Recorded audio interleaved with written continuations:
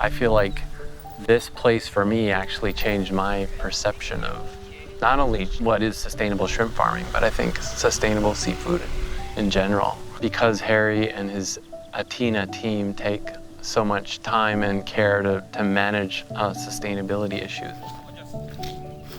When I come out here and I'm able to walk through these farms with you two, everybody, and just seeing that this is actually where our shrimp are coming from, I have even a deeper respect for the process and the beautiful shrimp that I'm seeing in my kitchen or on our plates.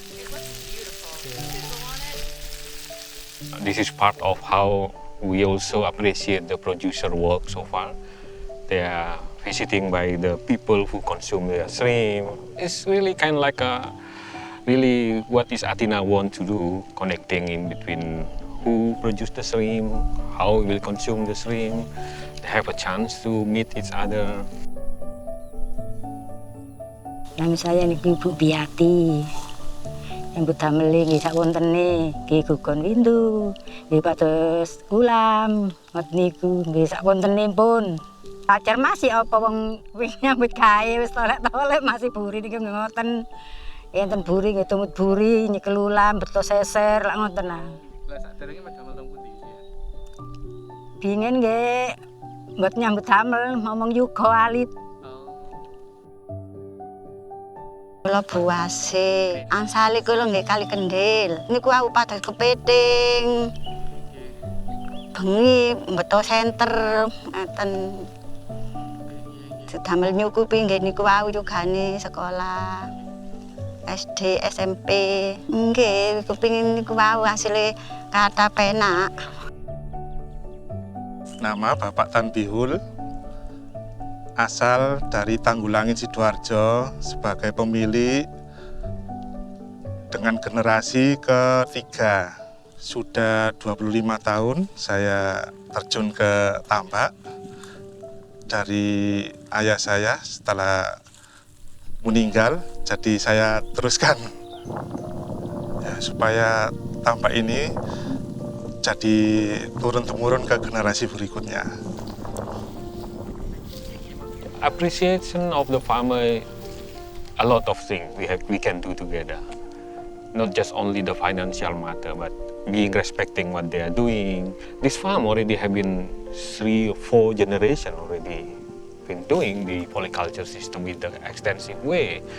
And then Athena tried to protect this extensive farm, not just for doing the until now, but for the next generation and generation. Everybody wants to have a good future for themselves, their families, and generations to come. And what we're doing here is, like you said, we're bridging that. We're wanting the same thing on 2 different sides. And when we can find a way to come together, then we all succeed. And we set this example that we can do this well. You know, the sustainable seafood movement has been characterized by, I think it's fair to say, prioritizing the larger volume shrimp producers and pairing them with the larger volume shrimp buyers.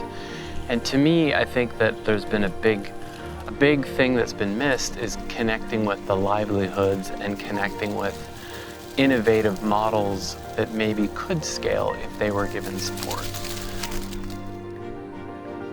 Tina's work is really a big inspiration for that, because I think that's what ASIC is hoping to do. We brought the group of stakeholders together from all over Southeast Asia. The goal was to find a way to promote exactly this. It's an extensive black tiger shrimp model that historically has always been a source of good quality shrimp, but has just been somewhat underappreciated in the global market.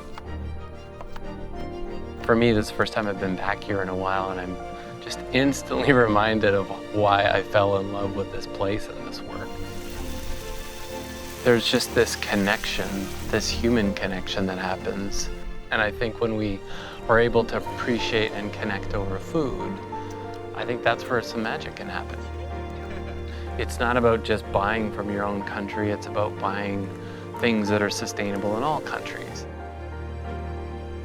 I know when I'm looking for shrimp, whether it's for my home or if it's for my kitchen, a professional kitchen, I'm always wondering, historically, like, where is my seafood coming from?